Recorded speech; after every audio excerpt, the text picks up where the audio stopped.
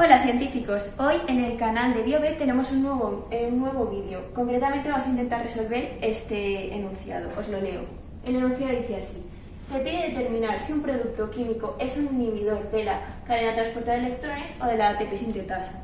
Antes de un poco meternos en todo este entramado, vamos a explicar una de las partes más importantes del metabolismo de la célula, que es la glucólisis, que a partir de aquí viene todo lo que explicaremos para el experimento. La glucólisis básicamente es la degradación de la glucosa para la obtención de energía. Con ella, después de muchos procesos, obtenemos 2 moléculas de ATP neto, 2 moléculas reducidas de NADH y 2 moléculas de piruvato que se irán al ciclo de Krebs, que se produce en la mitocondria, que es un ciclo, como bien dice, de una serie de muchos procesos en los que obtendremos 6 moléculas de NADH, 2 de FADH y 2 de GTA, que se transformarán en 2 de ATP. Todas estas moléculas reducidas, tanto de NADH como de FADH, se irán a la cadena transportadora de electrones. Y aquí viene el primer concepto a tener en cuenta para resolver nuestro enunciado. La cadena transportadora de electrones, como bien dice, es una cadena dentro de la membrana de las mitocondrias de las células en la que hay una serie de transportadores de electrones. Concretamente hay 4.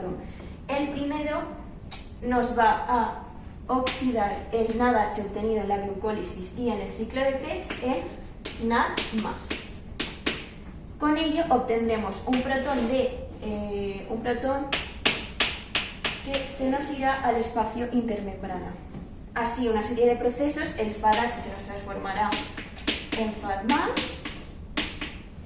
también se nos generarán protones, creando así un gradiente electroquímico. ¿Este gradiente qué hace? Este gradiente lo que hace es darnos la energía suficiente para que, el segundo concepto a tener en cuenta, la ATP sintetasa pueda transformar los ADPs y el grupo fosfato del medio en ATP, que con ello es con lo que alimentaremos a nuestras células. Teniendo claro lo que es la cadena transportadora de electrones y la ATP sintetasa, vamos a ver cómo inhibirlos y cómo hacer este experimento. Pues venga, vamos a empezar. Y aquí estamos en nuestro laboratorio virtual. Aunque nos hubiese gustado hacer esto en un laboratorio de verdad, un laboratorio real físico, por culpa de la pandemia no hemos podido hacerlo, así que bueno, no pasa nada. Vamos a realizar esta simulación metabólica en nuestro laboratorio virtual, que de verdad hay muchas apps muy guays para poder entender lo que viene siendo el ciclo de Krebs, la glucólisis y la cadena transportadora de electrones, es decir, la fosforilación oxidativa, de una manera más lúdica y dinámica. Pues vamos a ello. Como recordatorio, nos preguntaban qué inhibidores encontramos o que probásemos diferentes químicos para ver si nos inhibían la cadena transportadora de electrones o la ATP sintasa. Los inhibidores que vamos a gastar, estas sustancias químicas, son la oligomicina, la rotenona, la cianida del cianuro y la antimicina A. Nosotros hemos gastado estos, pero vosotros con este programa podéis gastar cualquier sustancia química que vosotros deseéis comprobar.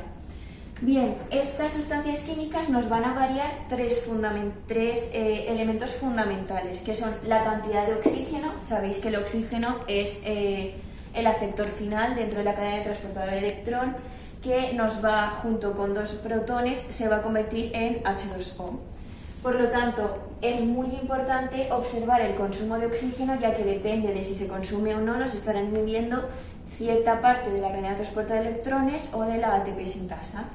También tenemos que tener en cuenta tanto el succinato como el malato. Son dos químicos que nos surgen dentro del ciclo de Krebs. El primero, el succinato, dentro del ciclo de Krebs se nos va a transformar en malato y nos va a producir FAD.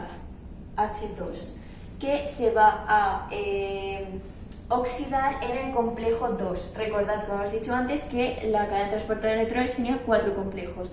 Vale, pues este en el complejo 2 y nos va a generar 2 moléculas de ATP. En cambio, el malato se transformará dentro del ciclo de Krebs en oxalacetato, dándonos una molécula muy reducida de NADH, que luego oxidaremos en el complejo 1, en vez del complejo 2, como ocurría en el succinato. En este caso, en vez de 2 de ATP, nos generarán 3 de ATP. Sabiendo esto, vamos a ver cómo influyen los diferentes inhibidores. Después de haber hecho nuestros experimentos, hemos obtenido que la oligomicina nos reduce el consumo de oxígeno. Pensemos, si nos reduce el consumo de oxígeno, significa que vamos a tener menos protones que cogerá el oxígeno como aceptor final. ¿Esto qué quiere decir? Que se nos va a inhibir la cadena transportadora de electrones, porque si no, no tenemos suficiente energía para poder crear ATP. Por lo tanto, también se nos va a inhibir la ATPasa. Muy bien, entonces, en cuanto a la oligomicina 1, conclusión, inhibe la cadena transportadora de electrones y la ATP sintasa, todo. En cuanto al segundo producto químico, la rotenona, al introducirlo con malato vemos que no varía, o sea que directamente no hay nada de consumo de oxígeno. En cambio, con el succinato hay un gran consumo de oxígeno. ¿Esto qué quiere decir? Como vemos claramente, hay una gran diferencia. Como en el malato no se consume oxígeno, significa que no está actuando como aceptor final. Por lo tanto, sí que nos lo está inhibiendo. Como hemos dicho anteriormente, el malato se convierte en oxalacetato y entra el NADH en el complejo 1. Por lo tanto, podemos decir que la rotenona afecta o inhibe, mejor dicho, al complejo 1. Al complejo 2 no, porque el succinato sí que sigue consumiendo una gran cantidad de oxígeno. ¿Ok? Perfecto. En cuanto al tercer producto, la cianida, también conocida como cianuro, un potente tóxico. En este caso es muy curioso porque ni con el malato ni con el succinato se produce nada de oxígeno, de consumo de oxígeno. Esto quiere decir que no nos está inhibiendo ni el complejo 1 ni el complejo 2 de la cadena transportadora de electrones. Esto con el programita que os estoy explicando, que luego os dejaremos en la descripción, no nos da suficiente información para saber qué complejo realmente está inhibiendo. Pero nosotras nos hemos adentrado y lo hemos buscado en internet. Y hemos llegado a la conclusión de que nos inhibe el paso final de la cadena de transporte de electrones, que es pasar del citocromo C al oxígeno como aceptor final. Por lo tanto, nos está inhibiendo el último complejo, que es el complejo 4. Por último, para acabar, hablamos de la antimicina A.